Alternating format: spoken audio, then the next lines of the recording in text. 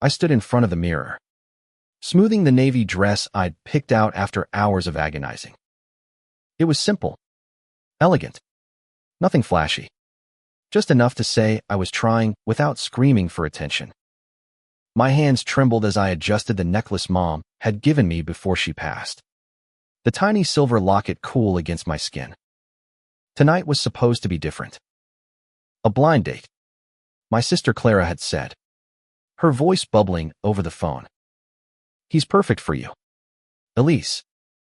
Trust me. Trust. That word felt like a shard of glass in my chest. I hadn't trusted anyone in years. Not since Dad walked out. Not since the family dinners stopped. Not since I learned how cruel people could be when they thought you were weak. But Clara had sounded so sure. So warm. Like the sister I used to know before everything fractured. So I said yes. The restaurant was one of those upscale places downtown. All dim lights and clinking glasses. The kind of spot where people went to be seen. I arrived early, my heart thudding as I scanned the room. Clara had texted me a table number, and I found it tucked in a corner. A single rose and a vase at its center. Romantic, I thought, my stomach twisting with something like hope. I sat, smoothing my dress again, checking my phone. No messages. The waiter hovered, offering wine. I declined, wanting to stay sharp. Minutes ticked by. 10. 20. The rose started to feel like a mockery. I texted Clara. Here. Where's this guy? No reply. My fingers tightened around the locket. By 30 minutes, the hope had curdled into dread. The other diners' glances felt sharper, their whispers louder. I was alone. Exposed. The fool at the corner table. Then I saw them. Clara, my brother Mark, and a group of their friends, slipping in through a side door, their laughter cutting through the hum of the restaurant. They didn't see me at first, but I saw the way Clara's eyes sparkled with mischief, the way Mark smirked, nudging a guy in a tailored suit. They weren't here for dinner. They were here to watch, to laugh. This wasn't a blind date. It was a setup, a cruel joke, and I was the punchline.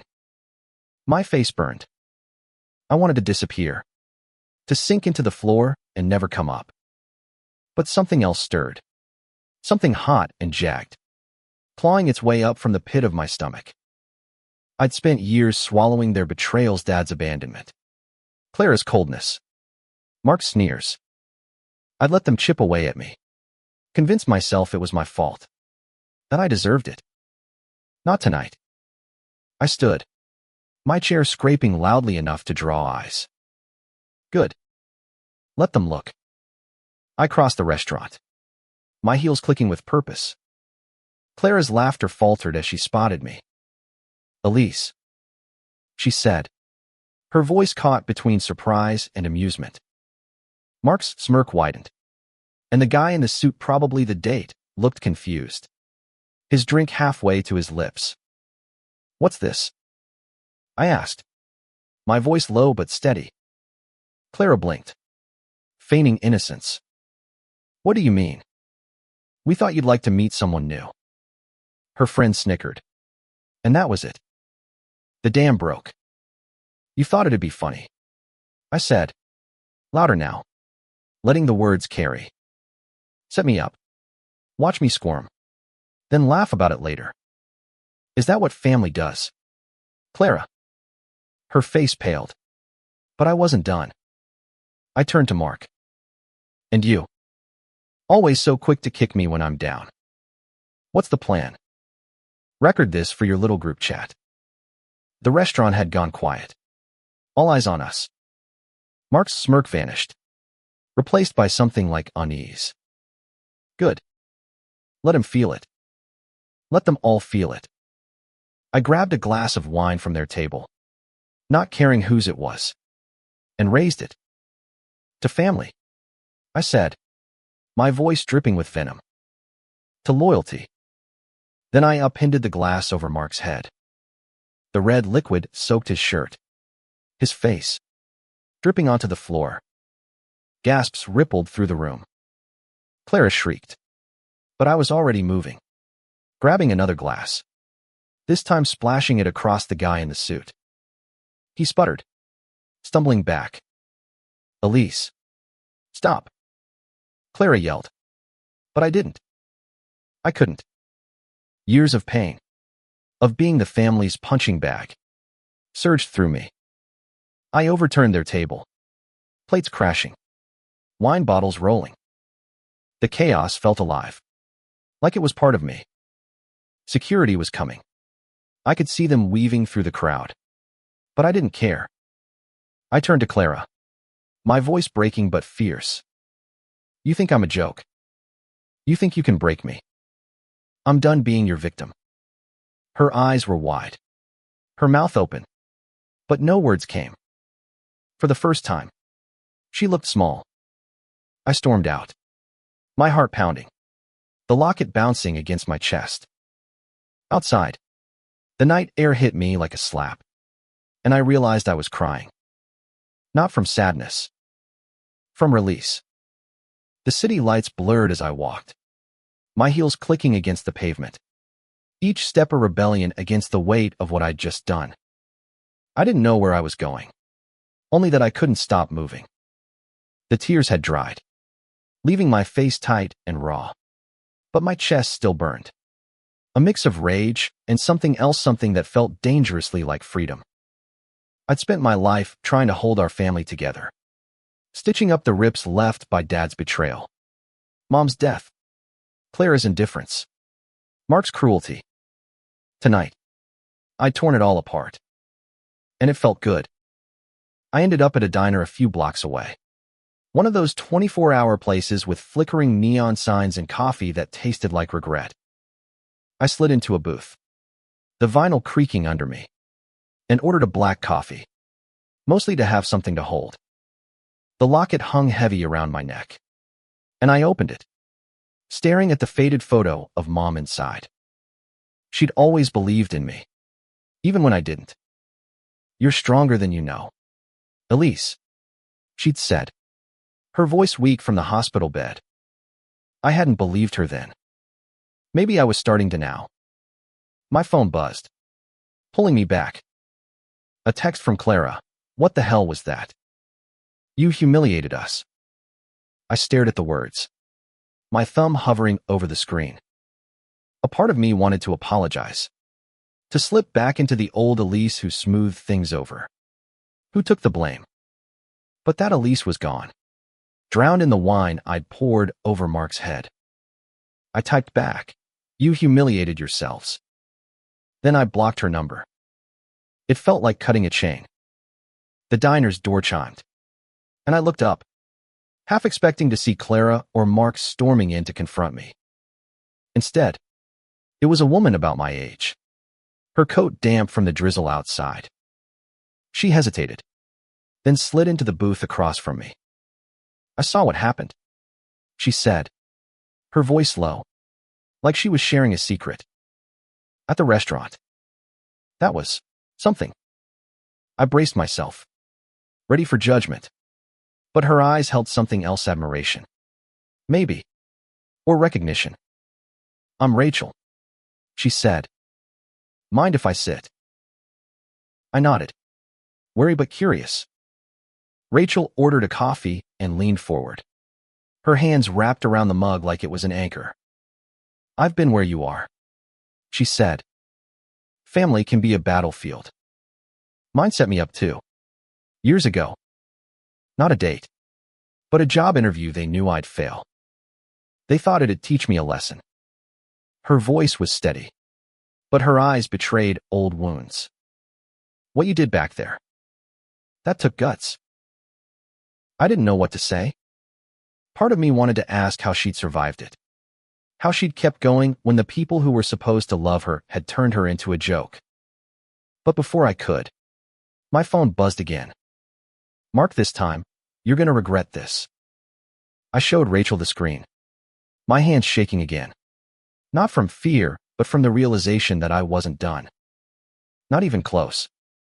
Rachel glanced at the message and smirked. Oh, he's mad. Good. Let him be. You shook them up. Elise. Now what? The question hung between us, heavy as the locket. Now what? I'd burned a bridge tonight. Maybe all of them. But as I sat there, the diner's fluorescent lights buzzing overhead, I felt a spark of something new. Revenge wasn't just about destruction. It was about reclaiming myself. I left the diner with Rachel's number in my phone and a plan forming in my mind. Clara and Mark thought they could break me, but they'd only lit a fuse. I wasn't going to slink away, tail between my legs. I was going to show them exactly who they'd underestimated. The next morning, I woke up with a clarity I hadn't felt in years. The locket felt lighter somehow, like Mom was nodding in approval. I started digging, pulling up old emails, texts, anything that could remind me of the ways they'd hurt me over the years. There was a pattern: Clara's subtle jabs, Mark's outright cruelty, all designed to keep me small, to keep me in my place. I remembered a family party 2 years ago, when Mark had accidentally spilled wine on my dress, laughing as he called it a fashion statement. Clara had joined in, her giggles sharp as knives. Or the time they'd forgotten to invite me to Thanksgiving, leaving me to eat alone while they posted pictures of their perfect family dinner online. Each memory was a brick in the wall I'd built around myself. But now I was tearing it down. I wasn't just going to react. I was going to act. By noon, I'd found something: Yusefulin email from Clara to Mark, forwarded to me by mistake years ago, where she'd written, "Elise will never figure it out. She's too busy playing the martyr." They'd been planning to cut me out of Mom's estate, convincing the lawyer I was unstable. They hadn't succeeded, but the betrayal had stung. Now it was ammunition. I called the lawyer, a kind older man who'd known Mom well. "I need to know my options," I said, my voice steady. He listened, promised to look into it. I hung up feeling like I'd taken my first real step. The lawyer's office smelled of old books and polished wood, a stark contrast to the chaos of the night before. Mr. Hargrove sat across from me, his glasses perched on his nose, papers spread out like a map of my family's sins. "Your sister and brother tried to contest your share of the estate," he said, his voice measured but kind. "They claimed you were unfit, emotionally erratic. I didn't buy it then, and I don't buy it now. Your mother's will was ironclad. You're entitled to a third of everything." A third. The house, the savings, Mom's jewelry. They'd wanted it all, and they'd nearly gotten away with it. I left his office with a folder of documents and a fire in my chest. Clara and Mark hadn't just set me up for a cruel prank. They'd been plotting against me for years. The blind date was just the latest in a long line of betrayals, each one designed to chip away at my confidence, my place in the family. But why? What had I done to deserve this? I thought of Mom, her gentle hands braiding my hair when I was a kid, her voice telling me I was enough. She'd loved us all. But Clara and Mark had turned that love into a weapon, using it to justify their greed. Back at my apartment, I spread the documents on my kitchen table, my hands steady now. The locket lay beside me, open to Mom's photo, her smile a quiet encouragement. I started making calls. First to a private investigator Rachel had recommended, a guy named Tom who specialized in digging up dirt. "I need everything you can find on my sister and brother," I told him. "Financials, emails, anything shady." He didn't ask questions, just quoted a price and got to work. Next, I called a journalist friend from college, Sarah, who worked for a local paper. "I've got a story," I said. "Family betrayal, greed, the works." Interested. She was. Over the next week, I built my case. Tom was fast, uncovering bank records showing Clara had been funneling money from Mom's estate into a private account. Mark, meanwhile, had a side hustle selling off family heirlooms, including a painting Mom had cherished. Each discovery was a knife twist, but it also fueled me. I wasn't just fighting for myself anymore. I was fighting for Mom, for the legacy she'd wanted to leave us, not the one Clara and Mark had twisted for their own gain. Rachel became my confidant, meeting me for coffee or late-night talks at the diner. She'd been through her own family wars, and her strength was contagious. "You're not just getting even," she said one night, her eyes fierce. "You're taking back what's yours. Don't stop now." I didn't plan to. But as the days passed, I started to feel the weight of what I was doing. Revenge was exhilarating, but it was also a poison, seeping into my thoughts, my dreams. I saw Clara's face when I closed my eyes. Not smug anymore, but scared. I saw Mark, his bravado crumbling. And I saw myself, standing over the wreckage of our family, wondering if this was justice or just destruction. The night of the gala arrived, a charity event Clara had been planning for months. It was her big moment, her chance to shine in front of the city's elite. I'd gotten an invitation, probably out of habit or some twisted sense of obligation. I hadn't planned to go, but Sarah convinced me. "This is your stage," she said. "Use it." So I did. I wore a red dress, bold and unapologetic, the locket tucked beneath it like a secret weapon. When I walked into the ballroom, heads turned. Clara was there, radiant in white, laughing with a group of donors. Mark stood nearby, charming a woman in a sequined gown. They didn't see me at first, but when they did, their faces froze. I didn't make a scene. Not yet. I mingled, smiled, let them sweat. Sarah was there, her notebook tucked away, ready to document whatever happened. Tom had sent me his report that morning, pages of evidence, from Clara's hidden accounts to Mark's forged signatures on estate documents. I'd given it all to Sarah, who'd promised to run the story after tonight. But first, I wanted them to know I knew. I approached Clara, my smile sharp. "Great party," I said. "Shame it's built on lies." Her eyes widened, but she recovered quickly, laughing it off. "Elise, always so dramatic," she said, loud enough for her friends to hear. I leaned in, my voice low. "I have proof. Clara. About the money. About Mom's things. It's over." She froze, her glass trembling in her hand. Mark was at her side in an instant, his face red. "What are you doing?" he hissed. I didn't back down. "Telling the truth," I said. "Something you both forgot how to do." The room was watching now, the air thick with anticipation. I could have stopped there. Let the story break in the papers. Let them face the consequences quietly.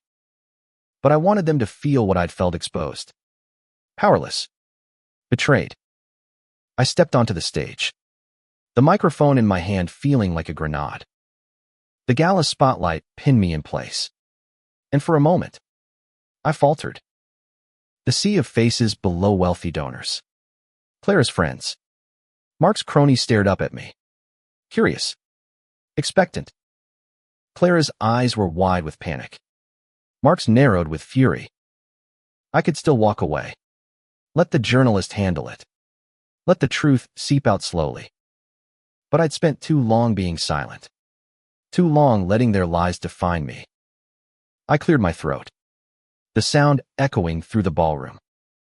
"Thank you all for being here," I began, my voice steady despite the tremor in my chest.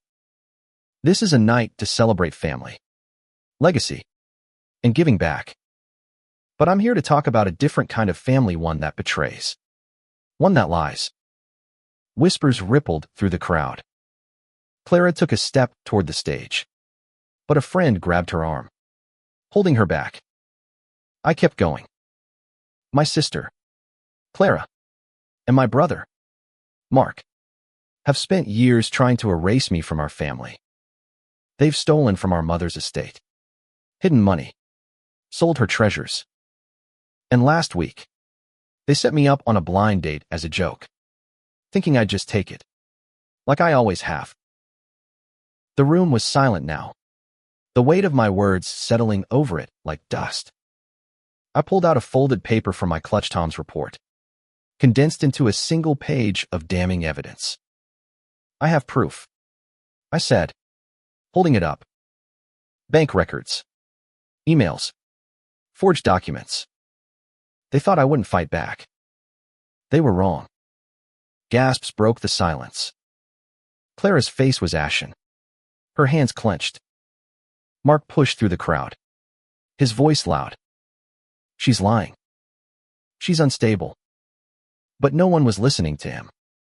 The truth was out, and it was louder than his denials. I stepped off the stage, my legs shaking but my head high. Sarah met me at the edge of the crowd, her eyes gleaming. That was incredible, she whispered. The story goes live tomorrow. I nodded, but the victory felt hollow.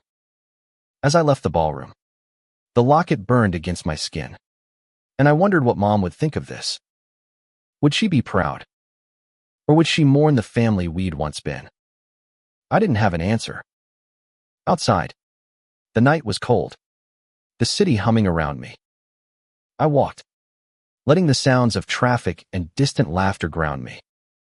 My phone buzzed texts from Clara, Mark, even some of their friends. A mix of apologies and accusations. I ignored them all. Rachel was waiting at the diner, her smile warm as I slid into the booth. You did it, she said, pushing a coffee toward me. How do you feel? I didn't know how to answer. I felt powerful. Yes, but also raw, like I'd ripped open a wound that might never heal. The next morning, Sarah's article hit the front page. Family secrets exposed, siblings accused of estate fraud. The details were brutal, laying bare Clara and Mark's schemes.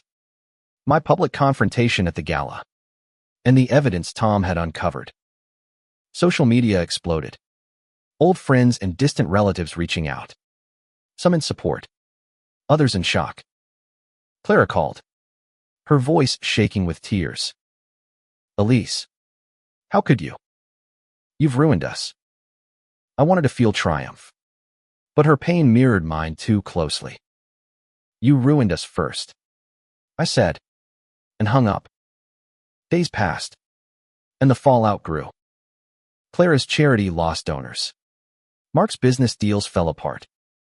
I should have felt satisfied, but instead, I felt untethered. Revenge had given me control, but it hadn't filled the hole in my chest. I kept the locket close, opening it at night, whispering to Mom's photo. I did it for you, I'd say, but the words felt empty. Rachel noticed my restlessness, pushing me to talk. You've got to figure out what's next, she said one evening, her voice gentle but firm. Revenge is a start, not an end. She was right. I started volunteering at a community center, helping kids from broken homes. Kids like I'd been. It was small, messy work, but it grounded me. I saw Mom in their faces, in their resilience. I started writing, too, pouring my story into a journal, then a blog. People responded, sharing their own stories of betrayal and survival. I wasn't alone anymore. But Clara and Mark lingered in my thoughts, their faces haunting me. I wanted to hate them, but hate was heavy, and I was tired of carrying it. One evening, I found a letter slipped under my door. Clara's handwriting, shaky and uneven. Elise. I'm sorry. I don't know how we got here. Can we talk? My first instinct was to tear it up. But something stopped me. The locket felt warm against my chest. Like a nudge. I didn't know her anything. But maybe I owed myself a chance to understand. I called Rachel. Read her the letter. What do I do? I asked. She was quiet for a moment. Then said, you don't have to forgive her. But you can listen. For you. Not her. I met Clara at a park. Neutral ground. The autumn leaves crunching under our feet. She looked different, smaller. Her eyes red-rimmed. Her usual polish replaced by a frayed sweater and jeans. I kept my distance. The locket hidden under my scarf. A quiet shield. I didn't think you'd come, she said, her voice barely above a whisper. I didn't respond. Just waited. She fidgeted. Then started talking. Her words tumbling out like they'd been trapped too long. I was jealous. Elise. You were always Mom's favorite. The one who got her love. Her attention. I thought if I pushed you away, I'd feel better. Her confession hit me like a punch. Not because it was new, but because it was so raw. I'd spent years wondering why she hated me. Why she'd turned our family into a war zone. Now I had an answer. And it didn't fix anything. You didn't just push me away, I said, my voice steady but sharp. You tried to erase me. The estate. The blind date. All of it. You wanted me gone. She flinched, tears spilling down her cheeks.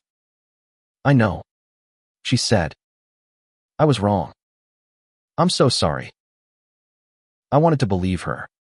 But trust was a broken thing between us. I thought of Mom. How she'd always try to keep us together. Even when Dad left. Even when the cracks started showing. Why now? I asked. Clara wiped her eyes. Her hands shaking. The article. The gala. It was like waking up. I saw what we'd done. What I'd done. I don't want to be that person anymore. Her words echoed the part of me that was tired of anger. Tired of revenge. But forgiveness wasn't a switch I could flip. We sat on a bench. The silence heavy between us. I told her about the community center. The kids I was helping. The blog I'd started. She listened. Her eyes wide. Like she was seeing me for the first time. You're strong, she said. Almost to herself. I didn't realize. I didn't know how to respond. Part of me wanted to scream. To list every hurt. Every betrayal. But another part. The part that wore Mom's locket. Wanted something else. Not reconciliation. Not yet. But a step towards something less toxic. Mark was different. He didn't reach out. Didn't apologize. I saw him once. At a coffee shop. His face haggard. His charm gone. He didn't see me. And I didn't approach him. Rachel had warned me he was digging in. Refusing to admit fault. Blaming me for his downfall. He's not ready, she said. Some people never are. I nodded. But it hurt. Mark had been my big brother once. The one who'd carried me on his shoulders. Taught me to ride a bike. That boy was gone. Buried under years of resentment and greed. The blog grew. My story resonating with strangers across the city. Then beyond. I wrote about the blind date. The gala. Clara's letter. All of it. People commented. Shared their own pain. Their own triumphs. It was like finding a new family. One built on honesty instead of lies. Sarah called. Saying the paper wanted a follow-up piece. Maybe a book deal. I laughed. Overwhelmed. But the idea took root. Writing was my way of processing. Of redeeming the pain. I dedicated each post to Mom. Imagining her reading it. Smiling. Clara started volunteering at the community center. showing up quietly, not pushing for forgiveness. I watched her from a distance, helping kids with their homework. Her laughter softer than I remembered. It wasn't enough to erase the past, but it was something. One day, she brought me a box of Mom's old letters, ones she'd found in the attic. "I thought you should have these," she said, her voice tentative. I took them, my throat tight. That night, I read them, Mom's words spilling out her love for us, her hopes, her fears. One letter was addressed to me, written days before she died.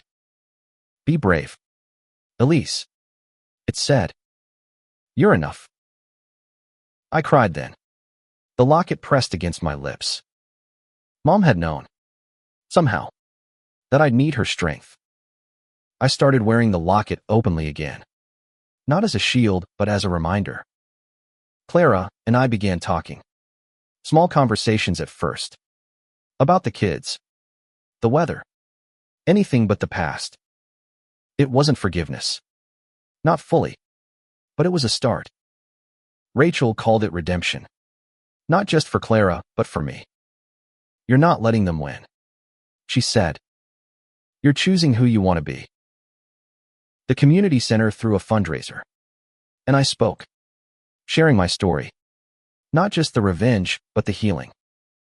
Clara was there, in the back, her eyes wet. Mark wasn't, and I didn't expect him to be. The kids cheered, their faces bright, and I felt Mom's presence, like a warm hand on my shoulder. I was rebuilding, not just myself, but something bigger, a community, a purpose. The locket gleamed under the lights, and for the first time, I felt like I was enough. The fundraiser marked a turning point, not just for me, but for the fragile thread connecting me to Clara. She started showing up more, not just at the community center, but in my life. Tentative, like she was afraid I'd shut her out. I didn't, but I kept my guard up. The locket a constant reminder of what we'd lost. Her apologies were frequent now, each one more earnest, but they couldn't erase the years of pain. Still, I saw her trying, helping with the kids, organizing events, even writing a check to cover supplies. It wasn't about the money. It was about her showing up, day after day, without expecting absolution. One afternoon, we sat together at the center, sorting donated books. The kids were playing outside, their laughter filtering through the open windows. Clara handed me a worn copy of Mom's favorite novel, her fingers lingering on the cover. "She used to read this to us," she said, her voice soft. I nodded. The memory sharp, Mom's voice, warm and steady, filling our childhood home. "I miss her," Clara added, her eyes meeting mine. It was the first time she'd said it without an agenda. I swallowed hard, the locket heavy against my chest. "Me too," I said, and for a moment, we were sisters again, not enemies. But Mark was a shadow that wouldn't fade. Tom, the investigator, sent me updates. Mark had moved to a new city, started a new business, but his reputation followed him. The article had done its damage, and he was struggling. Part of me wanted to reach out, to see if there was anything left of the brother I'd loved. But Rachel's words echoed, "Some people aren't ready." I let it go, focusing instead on the life I was building. The blog had grown into a platform, with thousands of readers sharing their stories. I was invited to speak at a women's conference, my story framed as one of resilience, not just revenge. I wore the red dress from the gala, the locket gleaming, and told the truth, messy, painful, human. Clara came to the conference, sitting in the front row, her face a mix of pride and guilt. Afterward, she hugged me, quick and awkward, like she wasn't sure she had the right. "I'm proud of you," she whispered. I didn't pull away, but I didn't hug her back either. Progress, not perfection, Rachel would say. That night, I wrote a new post. Not about betrayal, but about rebuilding. Family can break you, I wrote, but it can also teach you how to heal. I'm learning to choose who I let in. Not because they're blood, but because they're worthy. The comments poured in. Stories of forgiveness, of letting go, of finding strength. I read them all. Mom's locket in my hand, feeling her presence. Months passed, and the community center became my anchor. The kids call me Miss Elise. Their trust a balm for old wounds. Clara was there most days. Her laughter brighter. Her apologies quieter. We didn't talk about the blind date or the gala, but the weight of it lingered. A scar we both carried. One day, she brought me a photo album. One Mom had made years ago. We sat on my couch, flipping through it, laughing at our old haircuts, crying over Mom's smile. I want to be better, Clara said, her voice breaking. I want us to be better. I didn't have an answer, but I squeezed her hand. The locket warmed between us. Mark's name came up less and less. But when it did, it stung. I heard through Sarah that he'd reached out to her, asking if she'd write a retraction, claiming I'd exaggerated. She refused, and I was grateful. But it reminded me that some wounds don't heal. Not because you don't want them to, but because the other person won't let them. I wrote about it, not naming him, but exploring the pain of letting go of someone you love. The post went viral, and I got an email from a publisher, offering a book deal. Your story matters, they wrote. I cried, not just for me, but for Mom, for the kids, for everyone who'd ever felt discarded. I signed the deal, the locket around my neck as I put pen to paper. The book would be about more than revenge, it would be about redemption, about choosing yourself when no one else does. Clara read the first draft. Her feedback careful but honest. You're telling the truth, she said, her eyes wet. That's what Mom would have wanted. I nodded, my throat tight. The truth was messy, but it was mine. And for the first time, I felt like I was living it, not just surviving it. The book took shape over months. Each chapter a piece of my soul laid bare. I wrote in the early mornings. The locket on my desk. Mom's photo watching over me. I wrote about the blind date. The gala. The years of betrayal. But also the healing the kids at the community center. Clara's tentative steps toward redemption. My own journey from rage to resilience. Rachel read every draft. Her feedback sharp and encouraging. You're not just telling your story, she said. You're giving others permission to tell theirs. Her words carried me through the doubt. The nights when I wondered if exposing my family's ugliness was worth it. Clara was a constant now. Not just at the center, but in my life. We didn't talk about forgiveness, but we didn't need to. It was in the small things, her bringing me coffee, our shared glances when a kid said something funny, the way she'd linger after meetings, like she didn't want to leave. One night, she invited me to dinner at her place. A simple meal. Just us. The air was thick with unspoken words. But we ate. Laughed. Remembered Mom. I'm trying to be the sister you deserve, she said as I left. Her voice small. I hugged her. The locket pressed between us. And for the first time, I felt a flicker of hope. Mark was a different story. I got a letter from him. Not an apology, but a demand. You've destroyed my life, he wrote. Fix it. I read it, then burned it in my sink. The flames licking the paper until it was ash. Rachel was there, watching quietly. You don't owe him anything, she said. I knew she was right, but the weight of his anger stayed with me.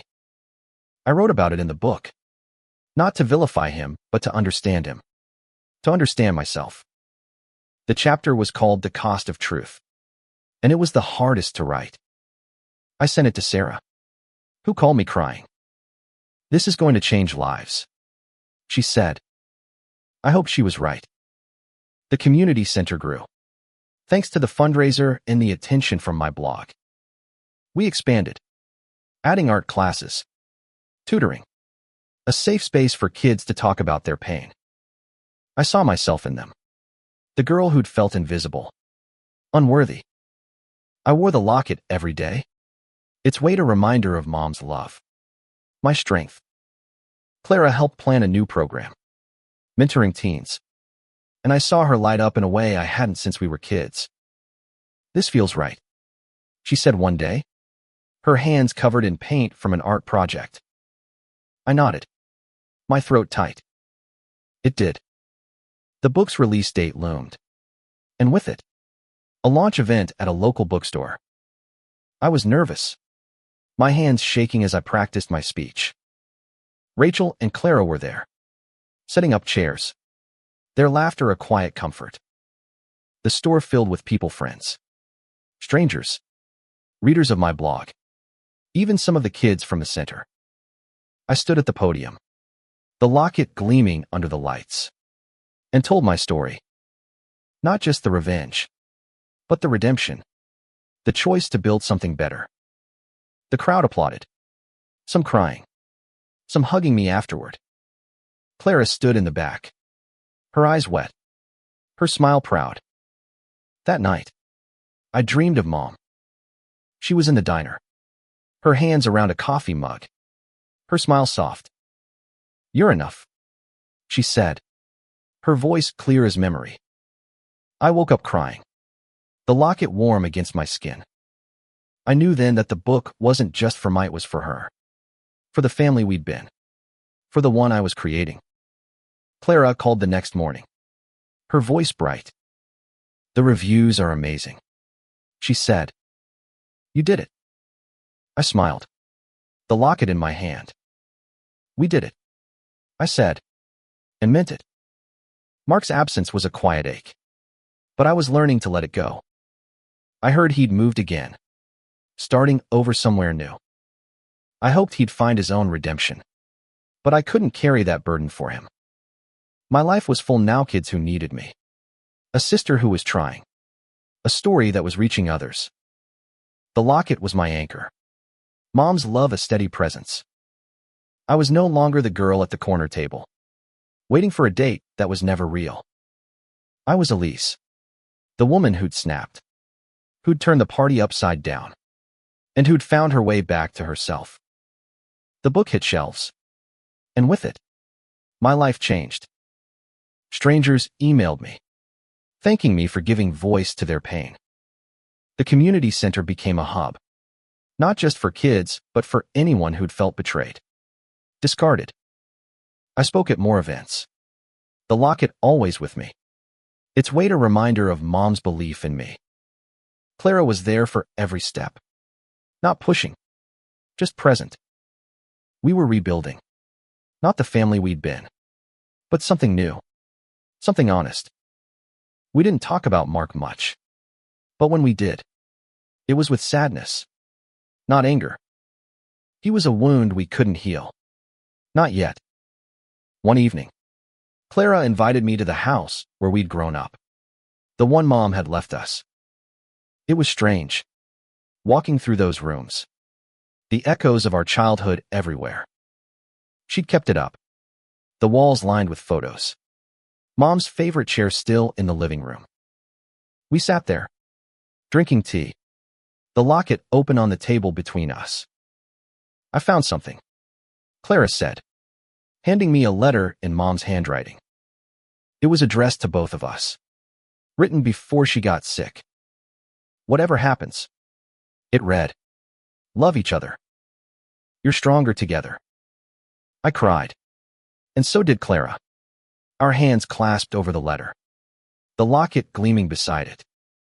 We started hosting family dinners again, just the two of us at first, then with Rachel, Sarah, some of the kids from the center.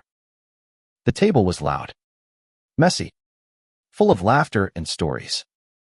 It wasn't the family I'd lost, But it was the one I'd found.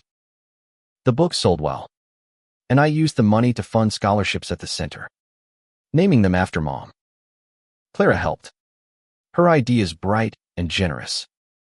She was different now. Softer, but still herself. I was different too. No longer the victim. No longer the avenger. I was just Elise. And that was enough. One day, a package arrived. No return address. Inside was a photo of Mark. Younger. Smiling. Holding me on his shoulders at a fair. A note was tucked inside. In his handwriting, "I'm sorry. I'm trying." I stared at it, my heart twisting. I didn't know if I could forgive him, but I kept the photo, placing it in the locket beside Mom's. Maybe one day, I'd reach out. Maybe not. But I wasn't defined by his choices anymore. The community center threw a celebration for its first anniversary, and I stood in front of a crowd, the locket shining under the lights. I told them about the blind date, the gala, the book, but mostly about the kids, the hope, the healing. Clara stood beside me, her hand in mine, and I felt Mom's presence, strong and warm. "This is what family can be," I said, my voice clear. Not perfect, but real. The crowd cheered, and I knew I'd turned the party upside down. Not just that night, but every day since. I walked home that night, the city alive around me, the locket a steady weight against my heart. I was no longer the girl who'd sat alone at a corner table, waiting for a joke to unfold. I was the woman who'd fought, who'd fallen, who'd risen. Clara was beside me, our steps in sync, and for the first time, I felt whole. The locket gleamed. Mom's love a quiet promise. I'd found justice, not in revenge, but in redemption, in choosing to build instead of break. And that, I knew, was enough.